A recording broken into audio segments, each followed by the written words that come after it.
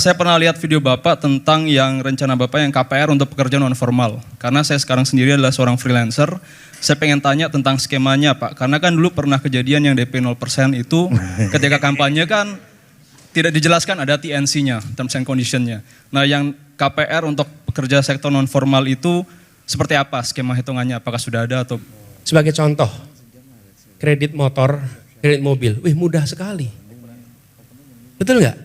Sementara motor dan mobil itu begitu keluar dari showroom harganya turun. Tapi kredit rumah itu begitu dibeli harganya juga naik.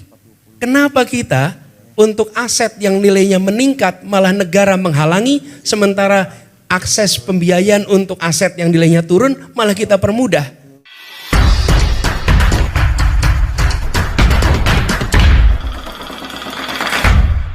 Langsung, ya. Selamat siang Pak Anies, nama saya Reven, saya KTP Jakarta. Audio up dong, audio. Tapi asalnya dari Bangka Belitung. Oh iya, valid nih. Konkret. Valid. Oke. Ya. Konkret. Ya, 2017 pilih Ahok. Ya, pasti bukan pendukung Yusril sama Hendra. Ya, oke lanjut. Ayo Van, langsung pertanyaan Van. Ya, pertanyaannya belum gitu. Oke. Yang kedua cepat. Udah, Titipan dari teman di luar negeri, diaspora Iya, lu dari luar bawa negeri. lu.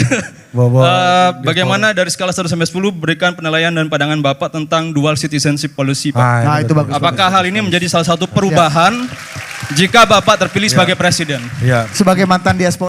Kita melihat banyak sekali kebijakan yang dibuat di negeri ini yang tidak mempertanyakan soal mendasar.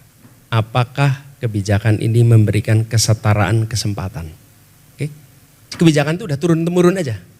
Jadi ketika kemudian kesetaraan itu dimunculkan, yang membuat kebijakan pun nggak bisa jawab gitu.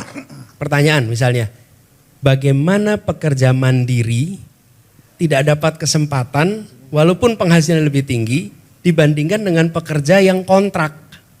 Oke, ini kan kenyataan, sementara sektor informal itu paling besar di Indonesia dibandingkan dengan sektor formal. Bisnis saja itu 95% lebih itu informal. Nah, inilah yang kami mau rubah. Jadi technicality-nya pasti ada, tapi kami ingin agar ada kemudahan sehingga yang bekerja secara mandiri itu bisa mengakses pendanaan yang sama dengan yang bekerja formal. Sebagai contoh, kredit motor, kredit mobil, wih mudah sekali. Betul nggak? Sementara motor dan mobil itu begitu keluar dari showroom harganya turun. Tapi kredit rumah itu begitu dibeli harganya juga naik. Kenapa kita untuk aset yang nilainya meningkat malah negara menghalangi, sementara akses pembiayaan untuk aset yang nilainya turun malah kita permudah. Disinilah soal kesetaraan itu tidak ada, dan itu yang mau kita ubah. Jadi dengan begitu kebijakan-kebijakannya memberikan kesetaraan kesempatan. Ini yang tidak ada. Nah, begitu itu dilakukan membongkar kemudian. Nah, technicalities-nya harus dilakukan. Tentu semuanya pakai terms, nggak ada yang nggak pakai terms. Namanya juga harus berkontrak. Tetapi prinsipnya memberikan kesetaraan kesempatan. DP 0 rupiah itu adalah sebuah terobosan yang sebelumnya tidak ada konsep DP 0 rupiah.